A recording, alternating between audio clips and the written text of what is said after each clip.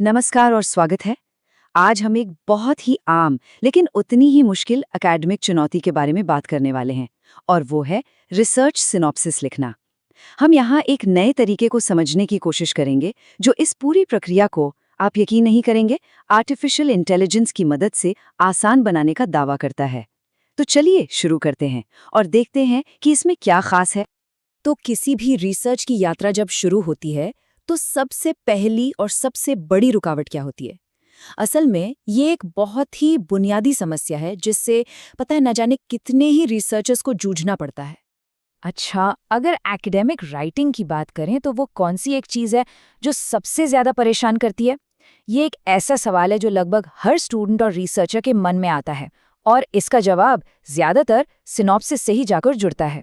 जरा सोच कर देखिए, 100 रिसर्च आर्टिकल पढ़ लिए लेकिन उसके बाद भी कंफ्यूजन वही का वही है कि एक ऑथेंटिक रिसर्च सिनॉप्सिस आखिर लिखें तो लिखें कैसे।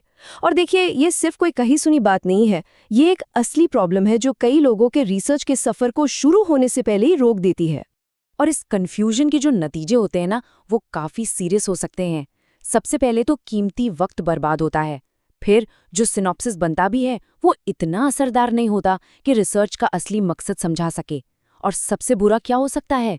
रिजेक्शन का खतरा, मतलब पूरा का पूरा प्रोजेक्ट वहीं का वहीं अटक सकता है। तो सवाल ये है कि इस चुनौती से निपटा कैसे जाए। यहीं पर हमारे सामने एक नया तरीका आता है, एक ऐसा सॉल्यूशन जो पुराने पारंपरिक स्किल्स को आज के मॉडर्न टेक्नोलॉजी के साथ जोड़ता है। तो ये सोल्यूशन है क्या? ये एक खास कोर्स है, एक ऐसा कोर्स जो साइंटिफिक राइटिंग के जो सिद्धांत है उन्हें मॉडर्न एआई टूल्स की पावर के साथ मिला देता है। देखिए, यहाँ पर पॉइंट सिर्फ एआई का इस्तेमाल करना नहीं है, पॉइंट है उसे सही तरीके से सही जगह पर इस्तेमाल करना। इस तरीके के ना दो मेन हिस्से हैं। पहला स्टेप, वैज्ञानिक रूप से सही सिनॉप्सिस कैसे लिखे, ये सीखना। ये तो हो गई बुनियाद। और फिर आता है दूसरा स्टेप, इस बुनियाद को एआई टूल्स की मदद से और भी मजबूत बनाना। मतलब ये एक तरह का हाइब्रिड मॉडल है। तो आप जरा इस सॉल्यूशन के टेक्निकल साइड पर फोकस करते हैं। मतलब एआई से असल में फायदा क्या मिलने वाला है और इसे एक गेम चेंजर की तरह क्यों बताया जा रहा है। यहाँ ना एक बहुत बड़ा फर्क साफ साफ नजर आता है।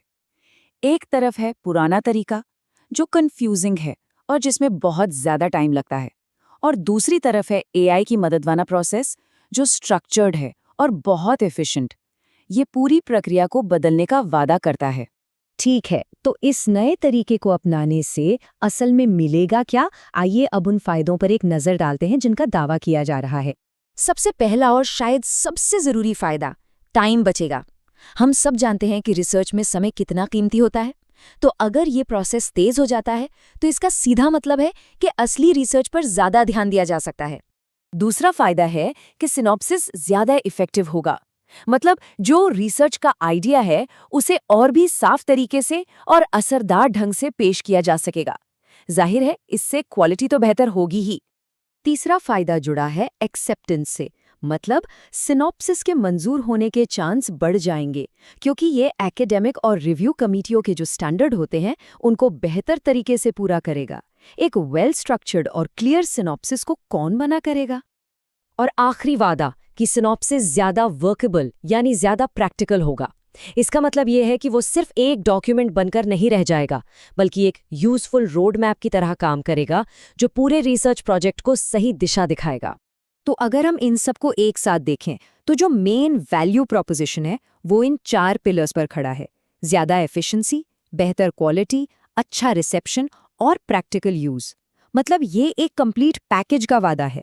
तो सबसे जरूरी बात क्या निकल कर आती है? ये कि यहाँ एक बहुत ही कॉमन एकेडमिक प्रॉब्लम को पकड़ा गया है और उसके जवाब के तौर पर स्किल और टेक्नोलॉजी के एक हाइब्रिड सॉल्यूशन को सामने रखा गया है। ये वाकई में पुराने और नए का एक बहुत पावरफुल मिक्स है। और ये सब हमें एक बहुत बड़े सवाल के साथ छोड़ जाता है। क्या एआई आज के दौर की रिसर्च में एक जरूरी को-ऑथर, एक सह लेखक बनता जा रहा है? ये एक ऐसा सवाल है जिस पर हमें आने वाले समय में बहुत कुछ सोचना होगा और सुनना भी होगा।